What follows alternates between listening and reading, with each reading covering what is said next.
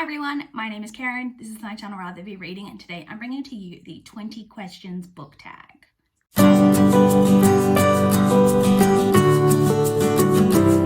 So the original of this video doesn't seem to exist anymore. I couldn't find it anywhere, but this is just a 20 random questions all about books. So I thought this would be a fun, easy video to do.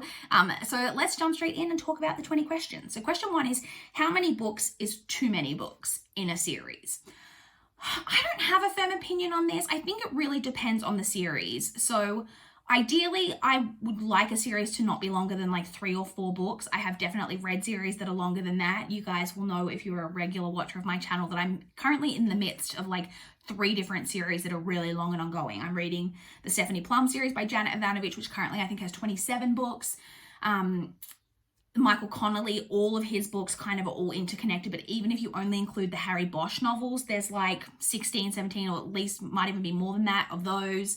I'm also currently reading the Hercule Poirot series by Agatha Christie, which is like 30 plus books. So I'm not afraid of a long series, but ideally I would like a series to not be really longer than like 3 or 4 books, but it just really depends on the series and that it can kind of justify having that many books, because I do think there are series, Stephanie Plum, that are gone on a lot longer than was necessary. Question 2 is, how do you feel about cliffhangers? Honestly, I feel good about them. I feel better about them because I typically, when I'm reading a series, will read a series like pretty close together. So I love that moment of getting to a cliffhanger moment and being like, oh, what's going to happen next? But then I like to pretty immediately be able to go on to the next book. I rarely read series as they're coming out and have to wait for the next book, in which case I feel less good about cliffhangers. But honestly, I generally do enjoy a cliffhanger. I think they're fun. Question 3, hardback or paperback? Paperback, every time. Question 4, favorite book? We're just really coming in hard with the questions. I honestly don't know. I don't think I have a favorite book. One of my favorite books, though, my kind of go-to answer for this is generally The Book Thief by Marcus Zusak. That is a book that I really, really love. So I guess I'll use that one for this question. Question 5 is the least favorite book. Again, I've got several. One that is kind of my go-to answer and is a book that I truly despise is The Sham by Ellen Allen. That book was honestly really, really terrible and incredibly offensive. So I really, really hated that book, and it's always the one that first comes to my mind when I think of like my least favorite books. Question 6 is, love triangles, yes or no? Yes. I honestly don't mind a love triangle. I think some love triangles are better done than others, and there are some like love triangles that aren't well done, honestly can be really annoying. But for the most part, I enjoy a love triangle, I think. I think I come down on the yay side of love triangles. Question 7 is the most recent book that you couldn't finish. So my most recent DNF was actually not too long ago, and it was Burkalicious, The Dubai Diaries by Becky Wicks, which was a non-fiction story about a woman, basically a British expat living in Dubai, but I just really didn't enjoy the writing style of it, basically. And so I DNF'd that pretty quickly. Question 8 is a book you're currently reading. So the main book that I'm currently reading is Bad Influence by Stephanie London, third and final book in the Bad Bachelors trilogy, which is a romance. Where are we up to? 9. Am I up to 9? Lost track. Yeah, last book you recommended to someone. I think probably the last book I recommended is All the Rage by Courtney Summers. It's one of my favorite books that I've read this year. I truly have loved that book this year, and I feel like that's one that I've referenced most often recently as a recommendation. It's YA, hard-hitting contemporary, basically following a main character dealing with the aftermath of a rape. And it's really, honestly, a really great book that I would highly recommend checking out.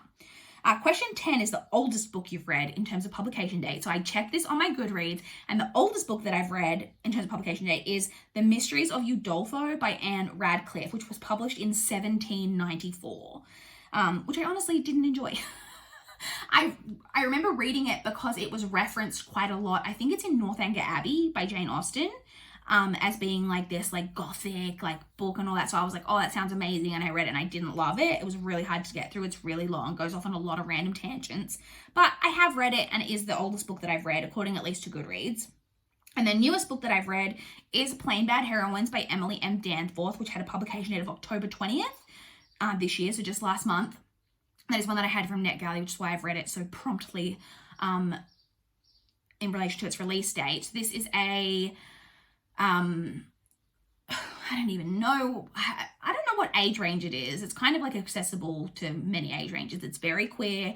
It's following a cursed New England boarding school for girls, and it is set in two like timelines. It's set in the past, around when the curse was like really prevalent at this school, and then in the like present day when we're following a group of people who are making a movie based on the non-fiction book that has been written about this cursed New England boarding school.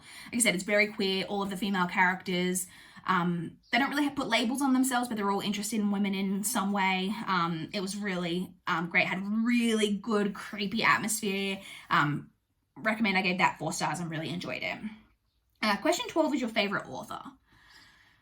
I don't not really have a favorite author. My go-to answer for this is generally Jodi Picoult and Sarah Dessen, but they're more like nostalgic faves. They're not, I don't know if I would consider them like favorites anymore. They are like authors that I've loved in the past, and I will continue to read books that they come out with. So that's the closest thing to favorite authors that I have. There are, Courtney Summers is becoming a fave. I've read 2 books by her now and really enjoyed both, and I do plan to read her entire back catalogue, but I don't know if I can call her a firm favourite until I read a couple more from her, but she's making her way up the list. Question 13 is buying books or borrowing books? Both. Honestly, if I had to only choose one, I would buy, but if you guys watch my channel, you know I use my library a ton. Not opposed to borrowing books, but I also do enjoy purchasing books.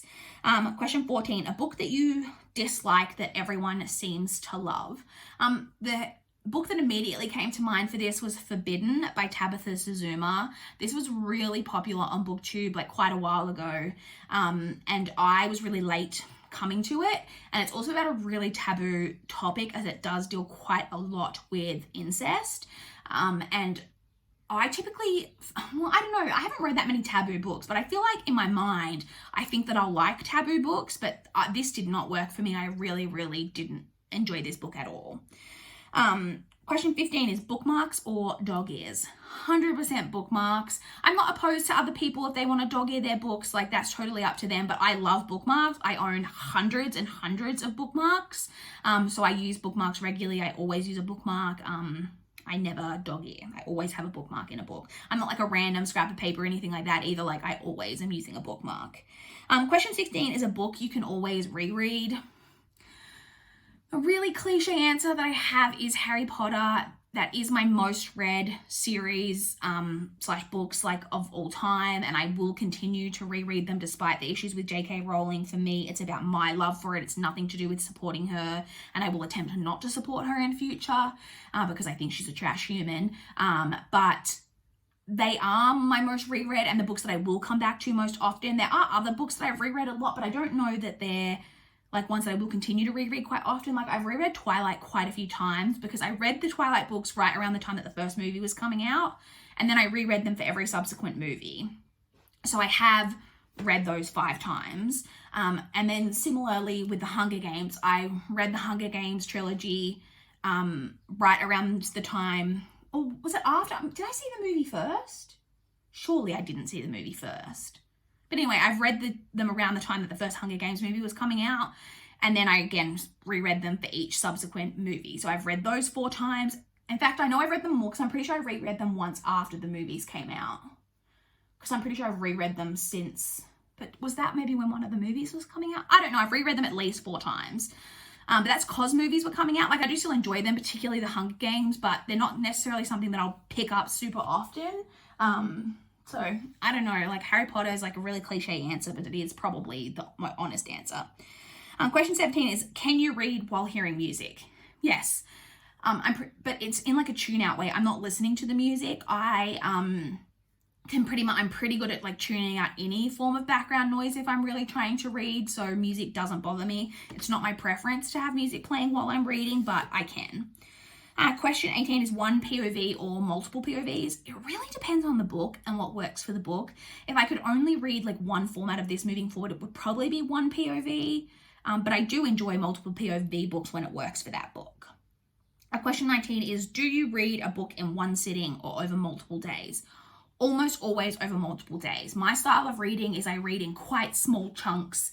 Used to be that I'd read in quite small chunks and read a lot of different small chunks throughout the days. That's not happening as much at the moment. I'm still reading in small chunks, but there's not as many small chunks happening throughout the days.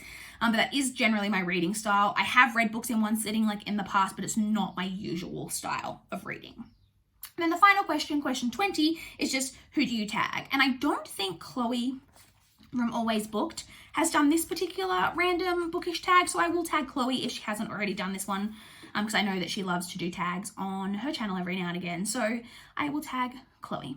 So that's it. I would love to chat with you guys in the comments down below. Let me know any interesting answers you have to any of these questions. I was pretty impressed with my oldest book being $17.94. That feels pretty early. I have attempted to read Arabian Nights, but I'm pretty sure I DNF'd that, I'm pretty certain. But I'm pretty sure that's like a really early published book. So if DNFs count, then that kind of could count. I don't even know when that's published, but I'm pretty sure that's like a really early book.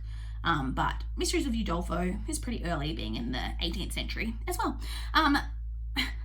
Please like this video if you liked it. Please subscribe if you want to see more from my channel. That is all I have for this video today.